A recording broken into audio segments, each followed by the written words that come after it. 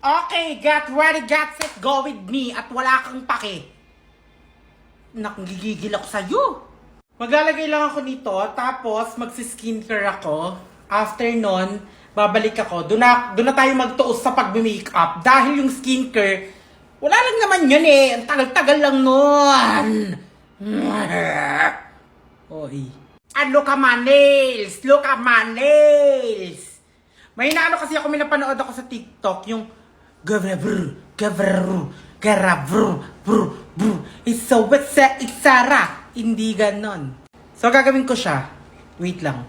Okay, maglalagay lang ako ng contact lens. Alam niyo naman na yak kung paano maglagay. Sobrang easy lang. Gaganon nyo lang. 'Di ba? Hindi naman na kailangan yan ituro. Ganyan lang. Go. Okay, mag-a-apply lang ako nitong easy. Bigay ni Mami Marben. Dito sa mga kailangan lagyan at kailangan itago. Dahil ito ay sobrang grabe. Yan, tingnan nyo mamaya. Ano to? Sobrang nakakaano talaga siya. Natatakpan niya lahat ng mga sumpa-sumpa. Oy. Ayan, ganyan niya takpan. Tignan nyo naman, oh. Diba? Kanina may bigote ko. Ngayon, ganyan siya katindi. Ganyan siya kaganda. Leche ka. After nun, eto, syempre, maglalagay pa rin tayo ng liquid foundation. Ayan, dito lang ako mga area naglalagay. Ayan, dito. Tapos dito. Tapos sa taas.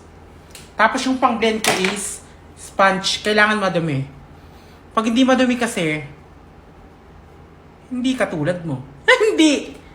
Bakla, aminin mo, ang ganda.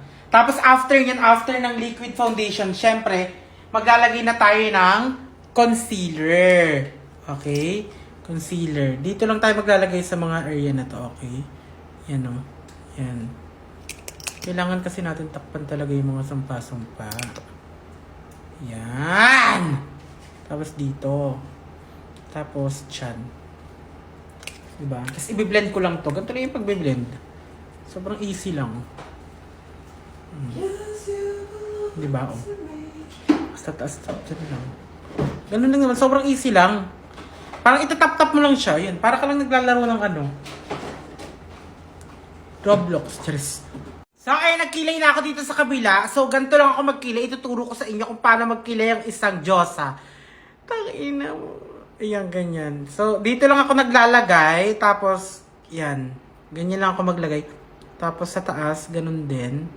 So, dito lang ako naglalagay, ah. Hindi ako naglalagay dito.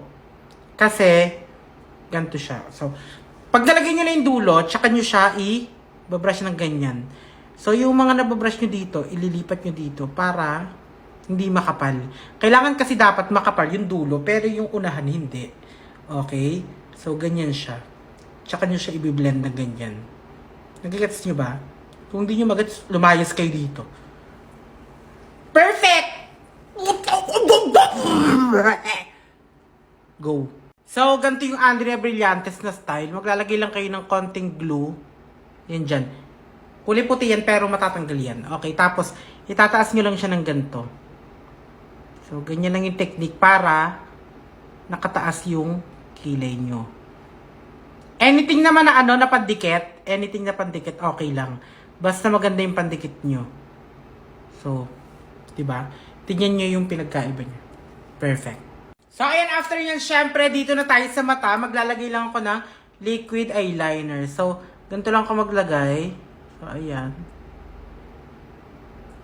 Ayan, ganyan lang. Tapos, mag-start ako dito sa unahan. Ayan. Sana magawa ko to ngayong araw. Kasi tapos sabay ko siya gaganites. Tapos sabihin nyo, i-blend yan, ganyan. So, ayan. Tapos tinisin nyo na lang. Pak, oh. Gagawin ko na yung isa. Sa akin, false eye na madali lang naman maglagay. Paulit-ulit ko naman sinasabi sa inyo. Yan, dyan lang. Maganda kasi pag naglalagay kayo ng false eye, dapat merong check eye. Para masusundan nyo na lang. 'Di ba? Mas madali.